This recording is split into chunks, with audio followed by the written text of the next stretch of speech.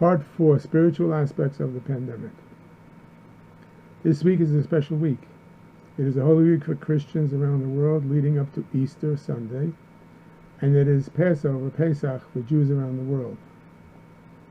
As a Jew, I will present my views here from my Jewish perspective, and in the broader sense, my insights and ideas, I believe, are for people of all religions, because my purpose is to save lives and to give all people hope and a positive perspective during the incredibly frightening and lonely times of the novel COVID-19 pandemic.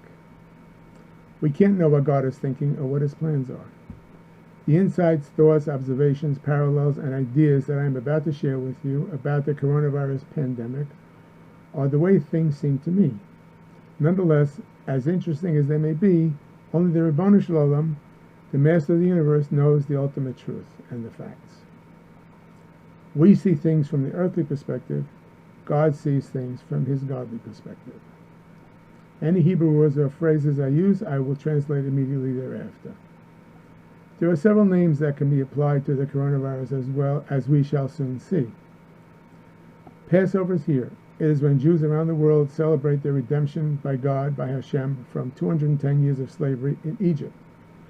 I think about the Seder on the eve of Pesach, of Passover, when we recount the story of that slavery and of the 10 plagues that God brought upon the Egyptians. And I think of the days of counting the Omer, the time between Passover and Shavuos. The Torah was given by God to the Jewish people on Mount Sinai on Shavuos more than 3,300 years ago. Every year on the holiday of Shavuos, we renew our acceptance of God's gift. So between Passover and Shavuos, we avoid any gatherings or celebrations because of the Magefa, the plague that God brought between Passover and Shavuos, during which time Rabbi Akiva's 12,000 pairs of students died. Why did they die? The Talmud, Yevamah 62b, says they died Shelo Nahagu Kavod Zeh Bazeh, which means in English, because they did not treat each other with respect. Why is that such a great sin that would cause them to die? One of Rabbi Akiva's greatest teachings was love your neighbor as yourself. If Rabbi Akiva's students didn't get the essence of their Rebbe's teachings, then they didn't deserve to live. Today, there's a major lack of respect in society. There is no respect for the flag, no respect for the national anthem, no respect for the president, no respect for the office of the president, no respect for the police, no respect for authority, no respect for God, no respect for life, and no self-respect. I believe that the current pandemic was invoked by God, and it is the same plague as the one that killed Rabbi Akiva's 24,000 students because of the lack of respect in society today. It is the coronavirus plague. The 10th plague in Egypt was called Makos Bachoros, which is the death of the firstborn. During that plague, the Jews were commanded by God to stay in their homes and not to go out into the streets. They were effectively commanded to self-quarantine, to shelter in place. Does that sound familiar? And the name of the coronavirus is officially COVID-19. How interesting is it that the reason Rabbi Akiva's students died in the plague was because they didn't treat each other with respect. And the Hebrew word for respect is kavod. And the virus is the kavod virus, or the respect virus. Regarding social distancing, Dalet Amos is a Hebrew measurement that is equivalent to 6 feet. Carrying on Shabbos on the Sabbath in a public thoroughfare is forbidden under Jewish law. But the Torah tells us that if a Jew carries something in a public thoroughfare up to a distance of Dalet Amos, 6 feet, on Shabbos, on the Sabbath, he or she is not liable. The sages explain that this is because a person acquires his Dalet Amos, his 6 feet of personal space. In a healthy person, the aura, or the energy field that surrounds and interpenetrates the body, extends approximately to arm's length on each side. That is 3 feet on each side, for a total of 6 feet, Dalet Amos. So a Jew can combine the 2 3-foot spaces into one 6-foot space in one direction, and walk in that direction while carrying in the public thoroughfare on the Sabbath one time within that combined 6-foot space and still not be liable. When two people approach each other, each person's aura extends 3 feet out from him or herself. Their auras are basically edge to edge. If either one moves closer than the 6-foot distance between them, their auras and their energies overlap and begin to interact with each other. At closer than 6 feet, you are in my space, my personal space. Interestingly, with social distancing, we have been told to stay 6 feet away from other people in order to avoid breathing on each other and to avoid touching each other. In other words, those 6 feet belong to me. That's it. Another coincidence? In Judaism, Orthodox men and women avoid touching members of the opposite sex other than their immediate family. In Hebrew, that is called Shomer Negia, avoiding contact. Now we can add yet another name to the coronavirus and call it the Shomer Negia virus, or the guarding touch virus. All these similarities are too glaring to be attributed to coincidence. It can only be the hand of God that invoked this coronavirus plague, a plague of biblical proportions. Yet we know that the refuah, the cure, is always created before the makkah, or the disease. And all of a sudden, the combination of hydroxychloroquine with azithromycin appears as a very likely treatment for COVID-19. Numerous other treatments are being investigated. It gives me comfort to see the hand of God in action, to trust that everything is under God's divine providence, to trust that He has a plan, and that He is controlling the entire process. What is that plan? When I was studying anatomy in medical school, we were doing dissections on cadavers, and we had to identify all the different structures in the body. Our instructor was Dr. Pai, an Indian fellow, brilliant and friendly. I would ask him, why is this structure next to that one? And he would say in his heavy British Indian accent, GOK, GOK. I asked him, what's GOK? He said, God only knows.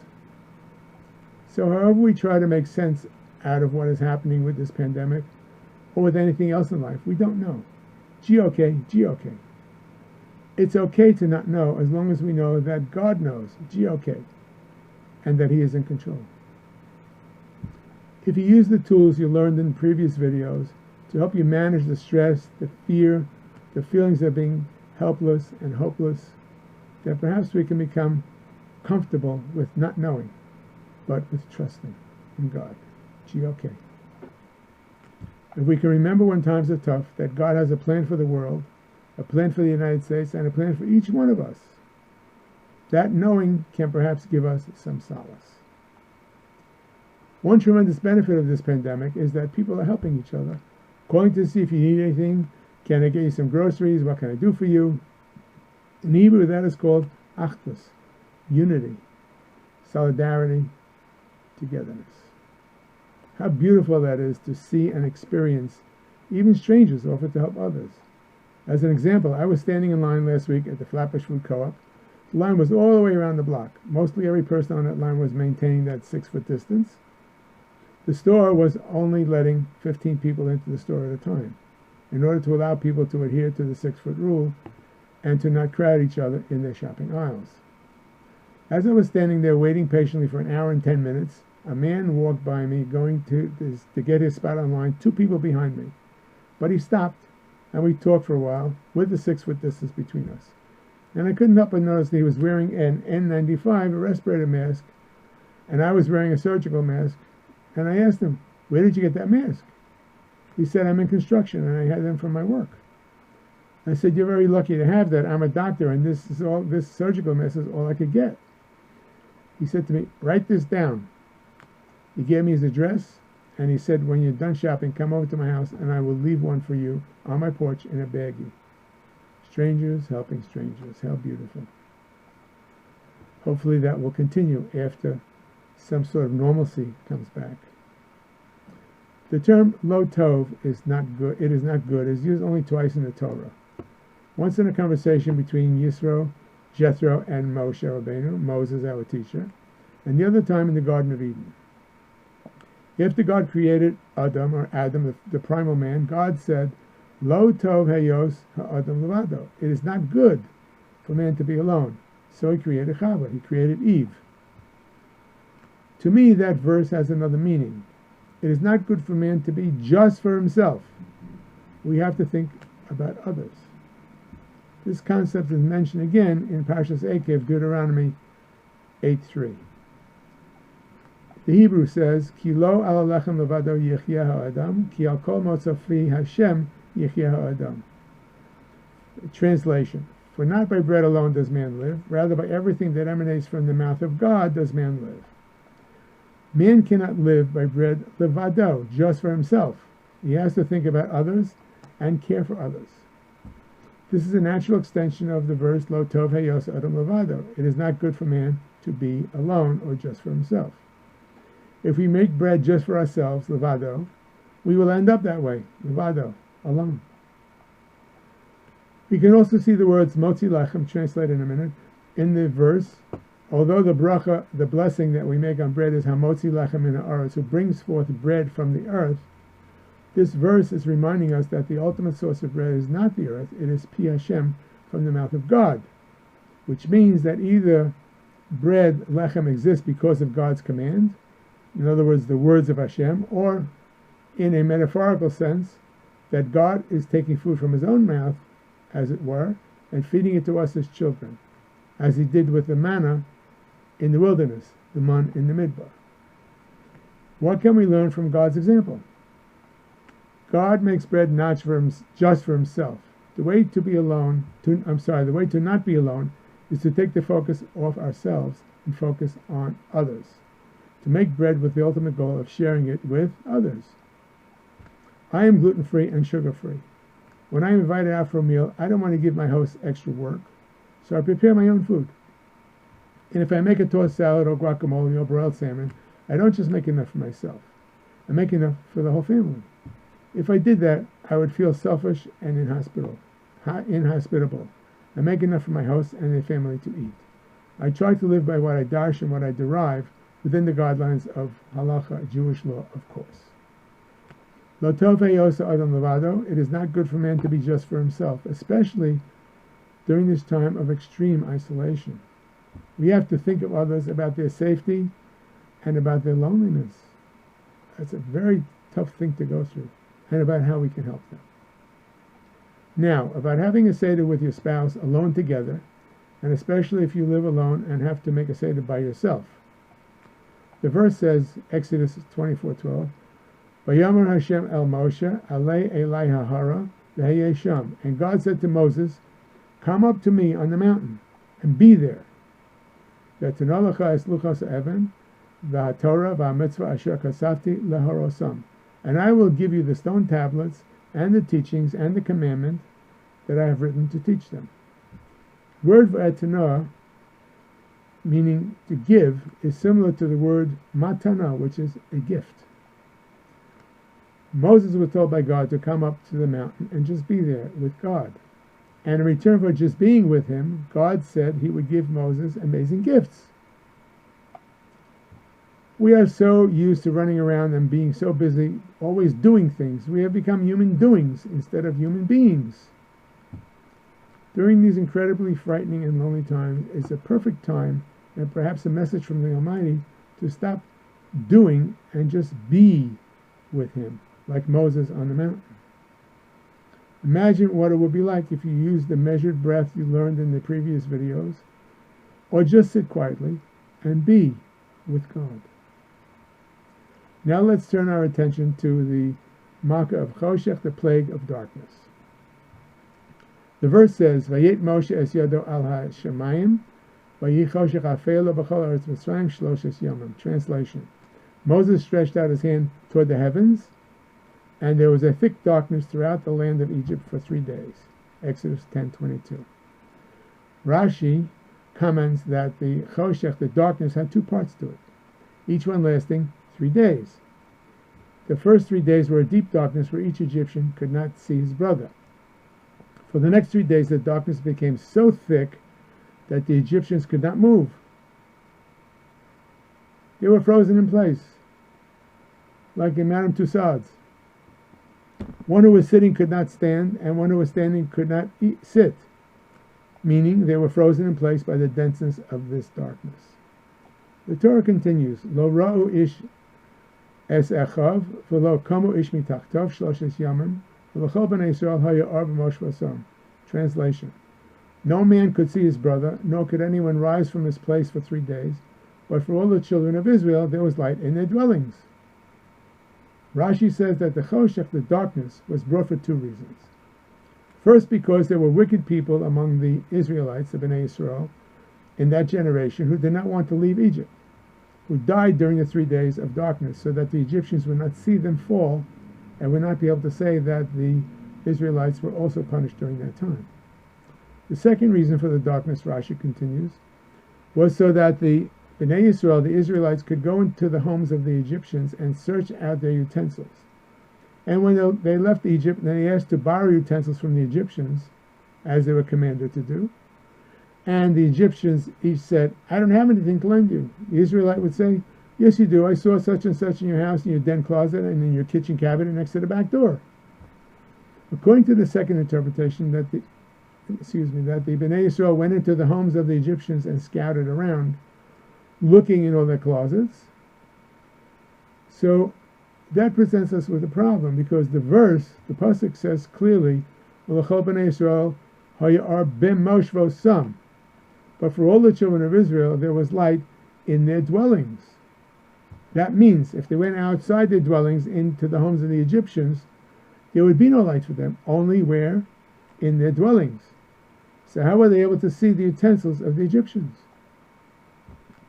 It is my observation that God creates things in balance. We know that the Torah tells us that there's a general rule that the refuah, the cure, always comes before the makkah, before the illness. So, but I'm seeing it as a balance, that first the refuah, the cure or the counterpart, and then the makkah or the disease or the plague are created. The Or HaGanuz, the intense light, the intense hidden light, was formed on the 3rd day of creation. On the 1st day of creation, God created light. And then on the 3rd day, he formed the moon, the sun, the moon, and the stars. So what is this light? Rashi at that time comments that the intense light, called the Or HaGanuz, that God created on the 1st day, he saw that it would not be a good thing to leave it available for the wicked people, so he hid it away on the 3rd day, and for the use of righteous people in the future. Now, what actually happened? Well, the way I see it is that God took this incredibly intense light, this Or HaGanuz, what we call the hidden light, and he compacted it into this giant ball, which we call the sun. The sun, we know, is incredibly hot. It helps the earth in many ways. It feeds life on earth. It gives us warmth. It makes plants grow. And without it, we wouldn't be here. So what did he do? Where did he hide it? He hid it. What's the best place to hide something? In plain view.